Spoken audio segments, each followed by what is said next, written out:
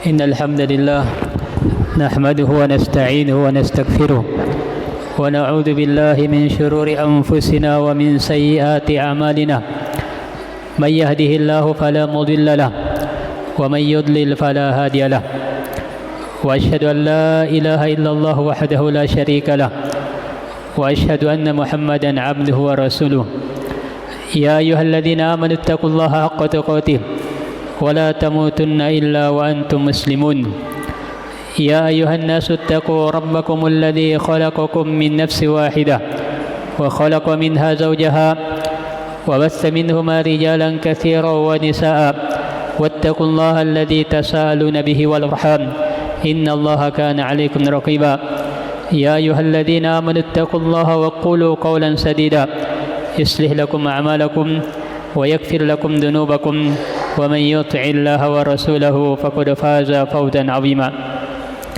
أما بعد فإن أصدق الحديث كتاب الله وخير الهدي هدي محمد صلى الله عليه وسلم وشر الأمور محدثاتها وكل محدثة بدعة وكل بدعة ضلالة وكل ضلالة في النار. معاشر المسlimin, jamaah Jumat rahimani wa rahmakumullah. Kembali kita bersyukur atas nikmat yang Allah Subhanahu wa taala berikan kepada kita. Terkhusus nikmat yang terbesar yang Allah berikan, yaitu nikmat hidayah, nikmat keimanan, nikmat kedamaian hati, nikmat seorang mendapatkan petunjuk dari Allah Subhanahu wa taala. Dan ini adalah nikmat yang terbesar. Ini adalah nikmat yang paling besar yang Allah berikan di antara sekian banyak nikmat yang Allah berikan. Karena seorang tidak akan pernah menjumlah nikmat yang Allah Subhanahu wa taala berikan. Allah Taala katakan, Allah Taala berfirman, "Wa in ta'uddu ni'matallahi la tuhsuha." Jika kalian menghitung nikmat Allah, kalian tidak akan mampu menjumlahnya. Namun dari sekian banyak nikmat tersebut, ternyata nikmat yang terbesar adalah nikmat keimanan kepada Allah Subhanahu wa taala, nikmat hidayah. Dan sebenarnya nikmat hidayah inilah, nikmat iman inilah sehingga Allah mencipta kita, Allah memberikan kemuliaan kepada kita. Allah telah berfirman dalam Al-Quran, "Walaqad karramna bani Adam." Sungguh kami telah muliakan Bani Adam, manusia, anak cucu Adam. "Wa hamalnahum fil barri wal bahr wa razaqnahum minat thayyibat wa faddalnahum ala katsirin mimman khalaqna tafdila." Allah katakan bahwa kami telah memuliakan manusia, anak cucu Adam. Kami jadikan mereka bisa berada di daratan dan di lautan, lalu kami berikan rezeki kepada mereka, lalu kami berikan keutamaan kepada manusia dengan keutamaan yang kadang sebagian dari keutamaan tersebut tidak dimiliki oleh makhluk yang lainnya. Dan ini salah satu keutamaan Allah yang Allah berikan kepada kita, makhluk yang bernama manusia. Dan Allah mencipta kita sebagai makhluk yang bebas, makhluk yang merdeka. Tapi kemerdekaan yang sejati yang sebenarnya adalah ketika seorang bebas tapi tetap terikat sesuai dengan ketentuan-ketentuan syariat. Sebab kalau seorang misalnya setiap orang ingin bebas sesuai dengan kehendaknya, maka yang justru terjadi adalah kekacauan. Seseorang ingin merasa bebas melakukan apa yang diinginkan, maka pasti akan terjadi kekacauan karena banyak jiwa-jiwa yang menginginkan kejelekan. Kejelekan tidak akan pernah bertemu dengan kebaikan. Dan olehnya itulah Allah Subhanahu wa taala mencipta manusia sebagai makhluk yang bebas, artinya bisa berbuat apa yang diinginkan, tapi Allah berikan akal. Akal ini berpikir supaya mengetahui mana kebebasan yang bermanfaat, mana kebebasan yang mendatangkan kebaikan, mana kemerdekaan yang hakiki, yang dengannya seorang hamba manusia benar-benar berada di atas kebaikan pada saat menjalankan aktivitas kehidupannya. Karena Allah Subhanahu wa taala berfirman, "Wallahu akhrajakum min butuni ummahatikum la ta'lamuna syai'an wa ja'ala lakum as-sam'a wal absara wal af'idah la'allakum tashkurun." Allah katakan, dan Allah yang mengeluarkan kalian dari perut ibu kalian, sehingga Allah menjadikan kita melalui perut ibu kita sehingga kita lahir di dunia. Pada saat kita lahir di dunia, Allah katakan, "La ta'lamuna syai'an." Kalian tidak mengetahui apa-apa. Tidak ada ilmu yang kita ketahui, tidak ada pengetahuan yang kita tahu, tidak ada sesuatu yang kita ketahui sedikit pun. Lalu Allah menjadikan 3 sumber ilmu, 3 sumber yang dengannya kita belajar dan belajar sehingga kita mengetahui apa-apa yang merupakan yang ada di sekitar kita, mengetahui hal yang bermanfaat lalu kita lakukan, mengetahui hal yang jelek kita jauhkan diri kita dari kejelekan tersebut.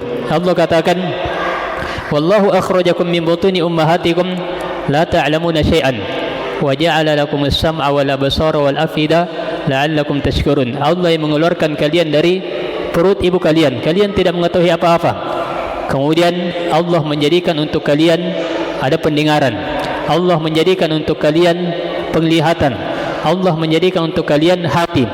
3 hal ini, pendengaran, penglihatan dan hati, merupakan sumber ilmu, sehingga dengannya apabila kita melihat sesuatu maka ini yang masuk ke dalam hati kita, supaya sesuatu yang kita lihat menjadi sumber ilmu yang kita bisa berpikir.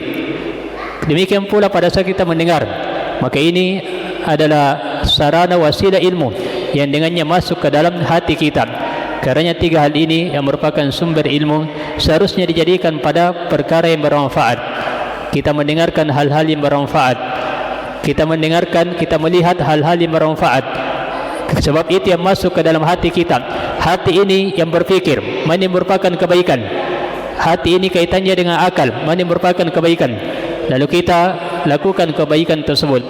Demikian pula yang kadang sengaja tidak dilihat atau kadang tidak sengaja didengar, kita ketahui masuk ke dalam hati kita, tapi hati kita berpikir bahwa itu adalah kejelekan, lalu kita jauhkan diri kita dari kejelekan tersebut. Dan itulah hakikat dari kesyukuran kita dari nikmat yang Allah Subhanahu wa taala berikan, berupa nikmat pendengaran, nikmat penglihatan maupun nikmat hati. Karena di akhir ayat Allah katakan la'allakum tashkurun, mudah-mudahan kalian bisa mensyukuri nikmat Allah Subhanahu wa taala, nikmat pendengaran sehingga kita hanya mendengar hal-hal yang bermanfaat, nikmat penglihatan sehingga kita melihat hal-hal yang bermanfaat, nikmat hati sehingga kita berpikir, kita bisa merenungi hal-hal yang bermanfaat, kita bisa membedakan mana yang baik, yang mana yang buruk, supaya kita melakukan kebaikan dan menjauhkan diri dari kejelekan tersebut. Maka ini Allah Subhanahu wa taala mencipta kita dalam kondisi kita diberikan kebebasan, tapi tetap diikat oleh hal-hal yang dengannya kita berada di atas kebebasan, tapi berada di atas kebaikan. Allah jadikan kita ada iradah. Iradah artinya ada keinginan. Karena dalam ayat Al-Quran Allah katakan faman syaa minkum falyu'min. Karena Allah katakan faman syaa falyu'min wa man syaa falyakfur. Siapa di antara kalian yang ingin, yang berkehendak, silahkan dia beriman. Siapa juga yang ingin, maka silahkan dia kafir. Hanya saja Allah sebutkan bahwa orang yang beriman balasannya adalah surga. Orang yang kafir balasannya adalah neraka. Karena Allah Subhanahu wa taala memberikan kita akal untuk bisa berpikir, bisa mengetahui mana yang merupakan kebaikan dan mana yang merupakan kejelekan. Jemaah Jumat yang semoga dirahmati oleh Allah Subhanahu wa taala, karena ini asal dari penciptaan Allah Subhanahu wa taala, artinya Allah menjadikan kita sebagai makhluk yang merdeka, makhluk yang bebas, bisa melakukan apa yang diinginkan, tapi tetap sesuai dengan apa yang Allah Subhanahu wa taala inginkan, karena apa yang Allah inginkan adalah kebaikan.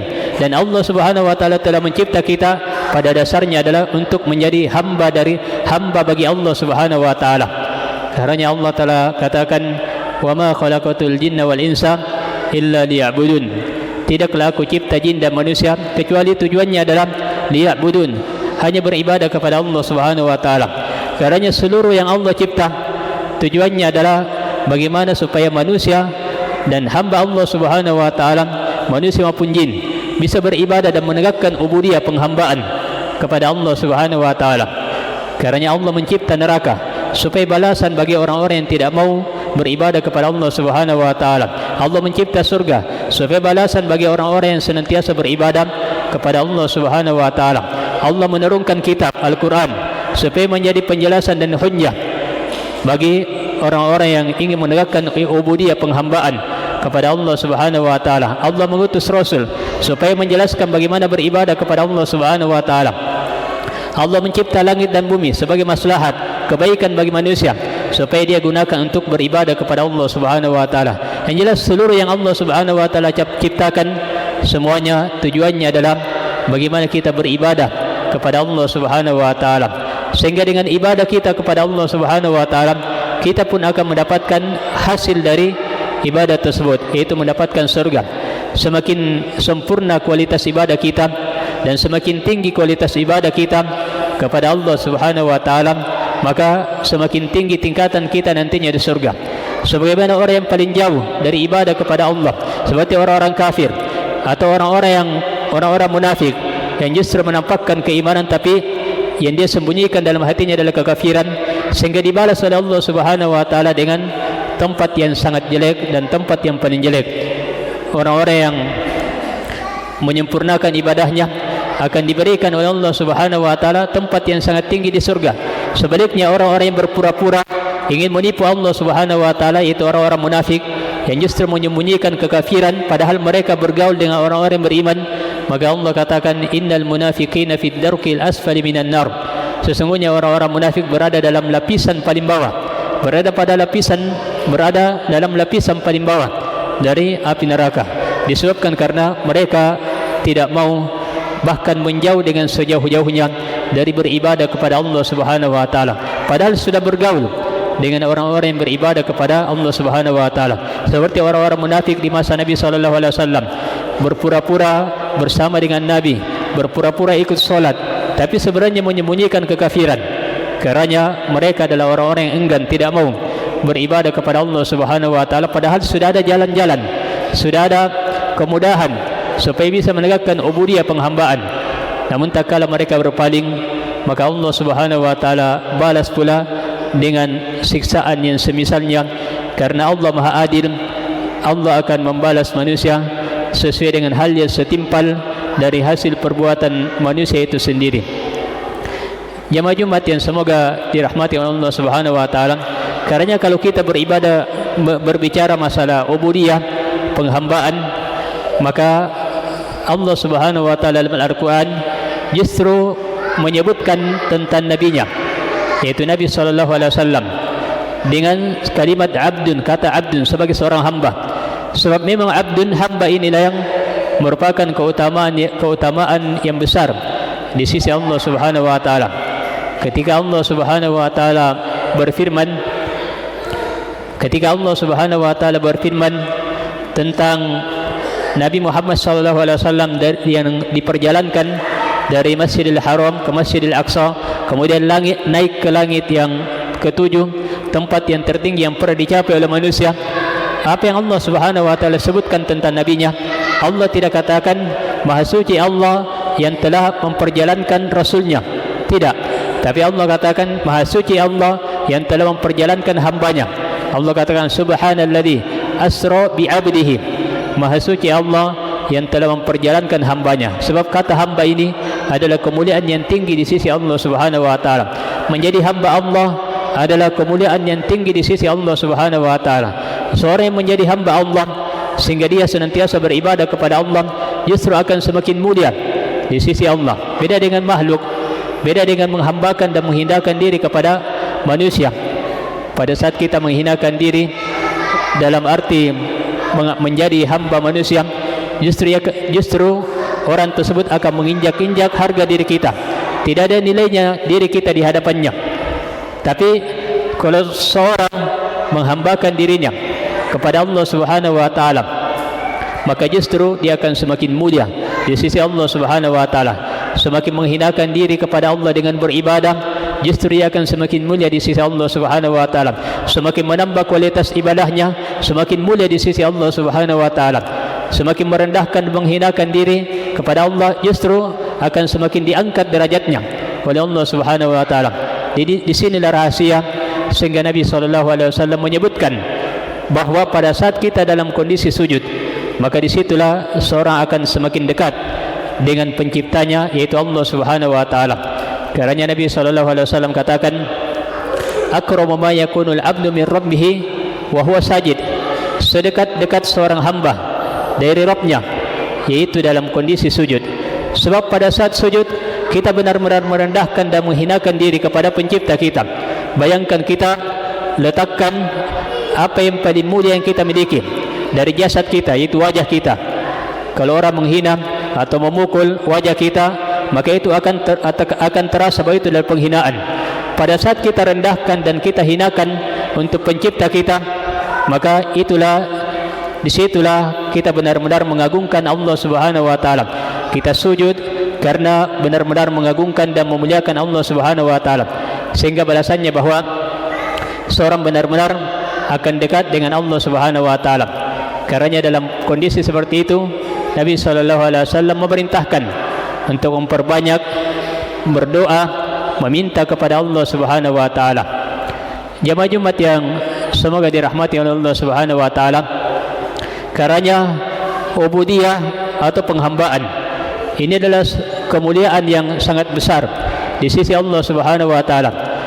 Karena di ayat yang lain pun Allah menyebutkan tentang nabinya, Nabi sallallahu alaihi wasallam, ketika Allah menurunkan kitab Al-Qur'an, maka apa yang Allah Subhanahu wa taala katakan? Kembali Allah menyebutkan bahwa nabinya adalah abduhu. Allah katakan tabarakalladzi nazzala al-furqana ala abdihi. Maha berkah, maha agung Allah yang telah menurunkan Al-Furqan, yaitu Al-Quran, kepada hambanya. Lagi-lagi Allah menyebutkan kepada hambanya. Allah tidak katakan kepada Rasulnya, atau Allah tidak katakan kepada nabinya, atau Allah tidak katakan kepada Muhammad, tapi Allah menyebutkan dengan satu sifat, yaitu kepada hambanya.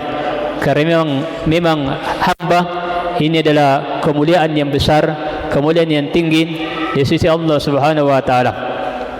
Ma'asyiral muslimin, jamaah Jumat yang semoga dirahmati oleh Allah Subhanahu wa taala, menjadi hamba Allah Subhanahu wa taala ini akan mendatangkan ketenangan. Sebab seorang akan senantiasa bersandar kepada Allah Subhanahu wa taala. Hatinya bergantung kepada Allah Subhanahu wa taala. Apapun ketentuan Allah Subhanahu wa taala, maka dia ridha. Sebab dia adalah hamba yang siap untuk menerima segala ketentuan Allah Subhanahu wa taala. Yang jelas, untuk meraih kemuliaan di dunia dan di akhirat adalah bagaimana menjadi hamba bagi Allah Subhanahu wa taala. Semoga khutbah yang pertama ini berikan pencerahan untuk kita seluruhnya. Barakallahu li wa lakum fil Qur'anil azim, wa nafa'ani wa iyyakum bima fihi minal ayati wa dzikril hakim. Aqulu qawli hadza wa astaghfirullah li wa lakum wa li sairil muslimina min kulli dzamb fastaghfiruhu innahu huwal ghafurur rahim.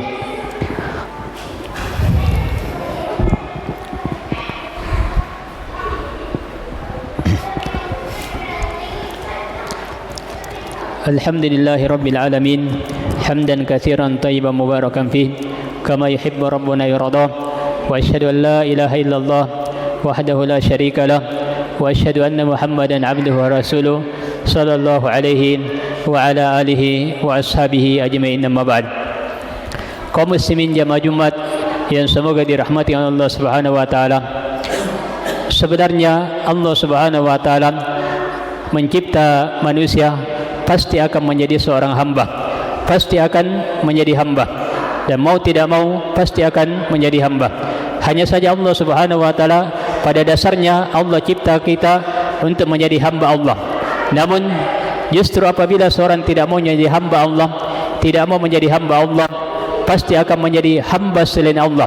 Apakah menjadi hamba syaitan sehingga akan diperbudak oleh syaitan, atau akan menjadi hamba hawa nafsu sehingga diperbudak oleh hawa nafsunya sendiri, menjadi hamba dunia, menjadi hamba harta, menjadi hamba jabatan ataupun yang lainnya. Yang jelas Allah Subhanahu wa taala sudah menetapkan bahwa kondisi manusia ketika di kehidupan dunia ini pasti akan menjadi budak dan menjadi hamba. Karena hanya dua pilihan, apakah ingin menjadi hamba Allah Subhanahu wa taala atau menjadi hamba selain Allah Subhanahu wa taala. Yang justru pada saat kita menjadi hamba Allah Subhanahu wa taala, maka walaupun kita mendapatkan kenikmatan dunia, maka itu tidak akan melalaikan kita dari menjadi hamba bagi Allah Subhanahu wa taala. Beda dengan orang-orang yang diperbudak, beda dengan orang-orang yang menjadi hamba selain Allah. Maka apabila dibukakan pintu-pintu dunia, maka justru dia akan lalai dan justru akan semakin diperbudak oleh dunia tersebut, semakin diperbudak oleh syaitan, dan semakin diperbudak oleh hawa nafsunya sendiri, dan semakin diperbudak oleh dunia itu sendiri. Karena mereka yang seperti ini tidak akan pernah merasakan hakikat dari kebahagiaan. Diberi harta yang banyak tetap mengharapkan harta yang lebih, diberi lagi tetap mengharapkan harta lebih, demikian seterusnya sampai dia tidak akan pernah merasakan kepuasan yang hakiki. Semoga Allah Subhanahu wa taala jadikan kita sebagai hamba-hamba Allah Subhanahu wa taala yang senantiasa menegakkan ubudiyah, penghambaan kepada Allah Subhanahu wa taala, sehingga kita mendapatkan kebaikan di dunia dan di akhirat. Innallaha wa malaikatahu yusholluna 'alan nabi ya ayyuhalladzina amanu shallu 'alaihi wa sallimu taslima. Allahumma shalli 'ala Muhammad wa 'ala ali Muhammad kama shallaita 'ala Ibrahim wa 'ala ali Ibrahim innaka Hamidum Majid. Wa barik 'ala Muhammad wa 'ala ali Muhammad kama barakta 'ala Ibrahim wa 'ala ali Ibrahim innaka Hamidum Majid. اللهم اغفر للمسلمين والمسلمات والمؤمنين والمؤمنات الحياء منهم والأموات إنك سميع قريب مجيب الدعوات يا قاضي الحاجات. ربنا آتنا في الدنيا حسنة وفي الآخرة حسنة وقنا عذاب النار. عباد الله إن الله يأمر بالعدل والإحسان وإيتاء ذي القربى وينهى عن الفحشاء والمنكر والبغي يعظكم لعلكم تذكرون ولذكر الله أكبر والله يعلم ما تصنعون. وأقم الصلاة.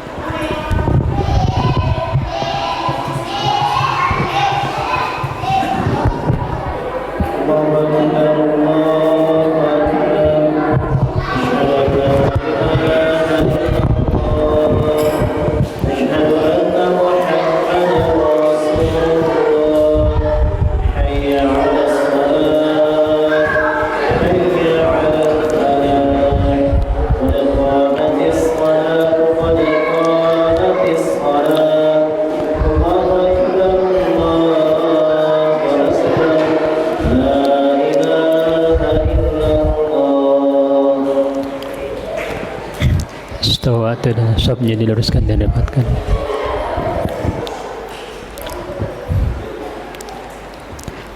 Allahu Akbar.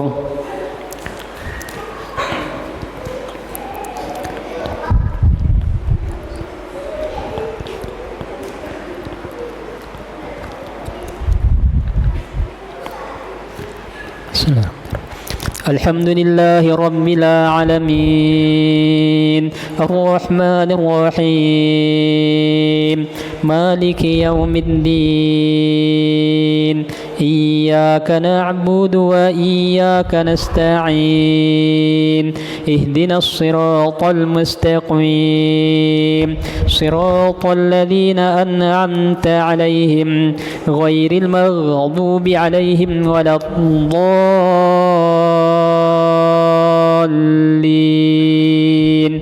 آمين.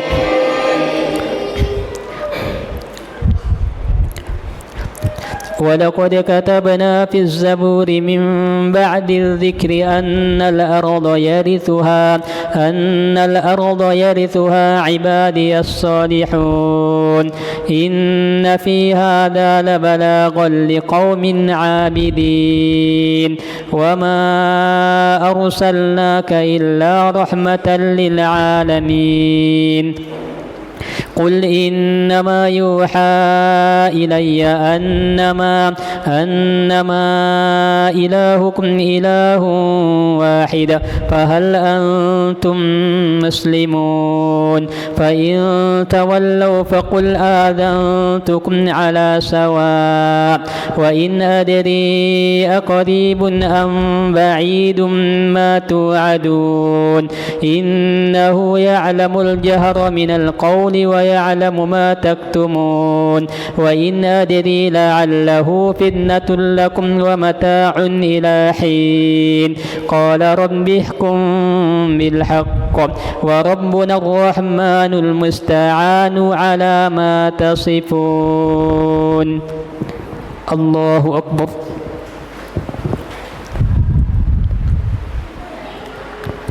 سمع الله لمن حمده. الله أكبر.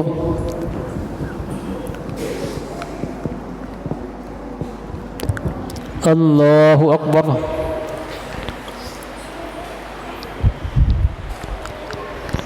الله أكبر.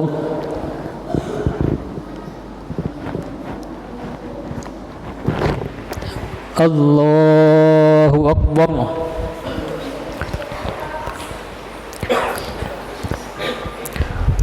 الحمد لله رب العالمين الرحمن الرحيم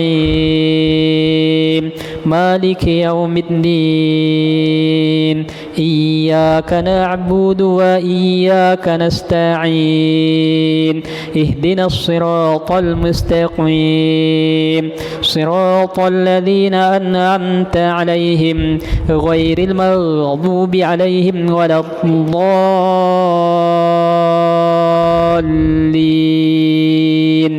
آمين. يا أيها الذين آمنوا اتقوا الله وقولوا قولا سديدا يصلح لكم أعمالكم ويغفر لكم ذنوبكم ومن يطع الله ورسوله فقد فاز فوزا عظيما. إنا عرضنا الأمانة على السماوات والأرض والجبال فأبين أن يحملنها وأشفقن منها وحملها الإنسان إنه كان ظلوما جهولا. ليعذب الله المنافقين والمنافقات والمشركين والمشركات ويتوب الله على المؤمنين والمؤمنات وكان الله غفورا رحيما. الله أكبر.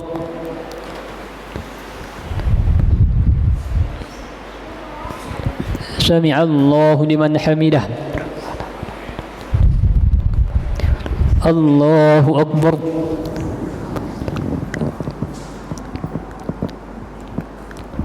الله أكبر.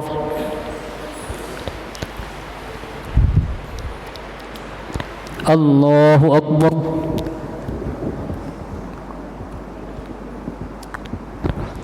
الله أكبر.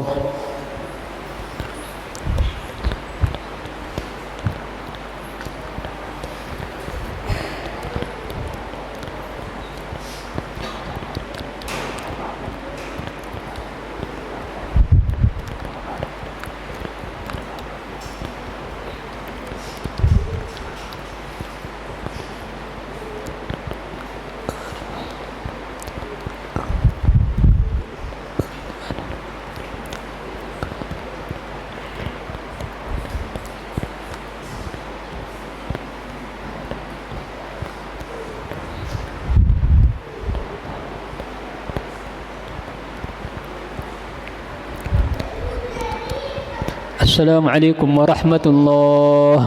السلام عليكم ورحمة الله. استغفر الله.